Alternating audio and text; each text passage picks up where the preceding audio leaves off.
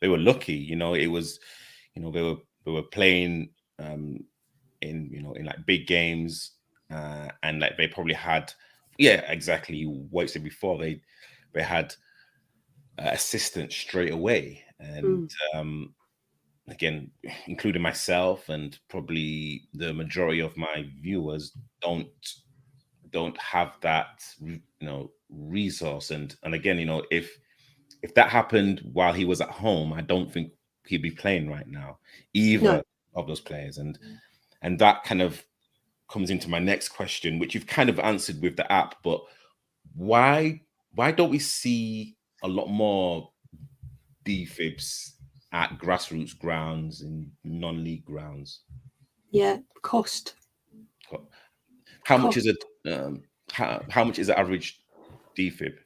So if you buy the ones that we have on our ambulances, the life packs, they retail about £1,700. We can get them directly from the manufacturer, which is about a saving of £500. But those batteries last for about 5 years. So when you're actually dividing that cost over 5 years, and you're thinking that's a very small amount of money that we're actually paying to save that person's life. And when I speak to organisations, community groups, grassroots groups, the first question they ask is, how much is that going to cost us? And actually, when we're talking about life-saving equipment, it shouldn't be about cost. You know, how much do you put, what price do you put on a life?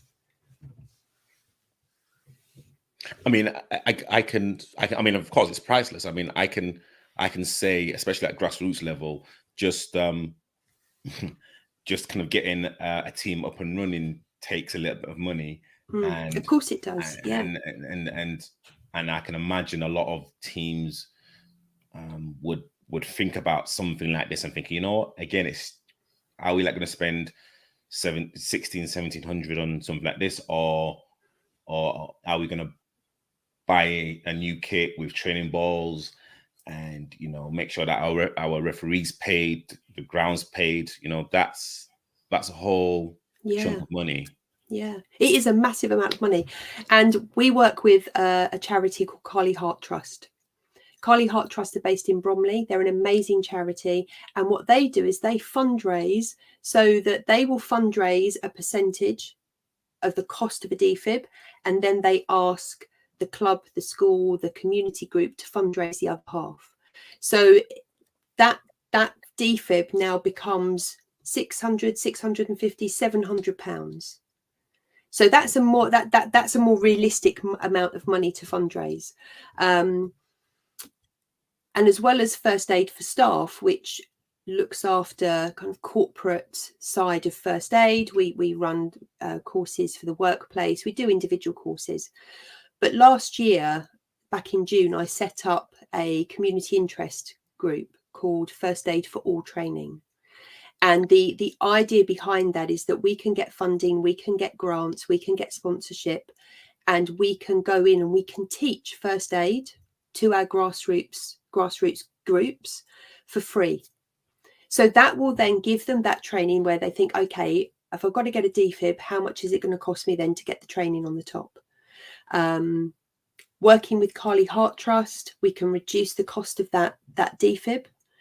And we can also do fundraisers. So if you've got a community group, you've got a grassroots football group, let's say in Tooting, all those people that come may know 2 other people.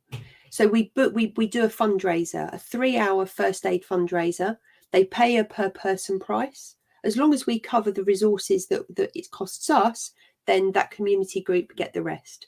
So again, there's ways that we can work with groups, we can work with clubs in order to get more people first aid trained, get defibs in, and actually give them those life-saving skills. Amazing. So again, let me just repeat, you can go into grassroots clubs and do first aid training for free?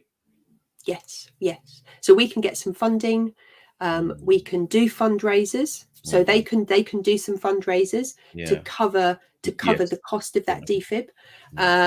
So yeah, there's lots of things that we've been looking at that will help us, you know, in order to teach first aid.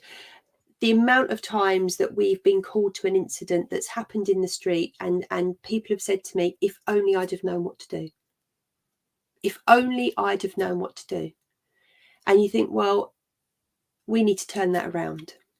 We need to be able to give those people those life skills so that in the event that they are with their friend who's playing football in the park, and they can buy that person time whilst they're waiting for the ambulance.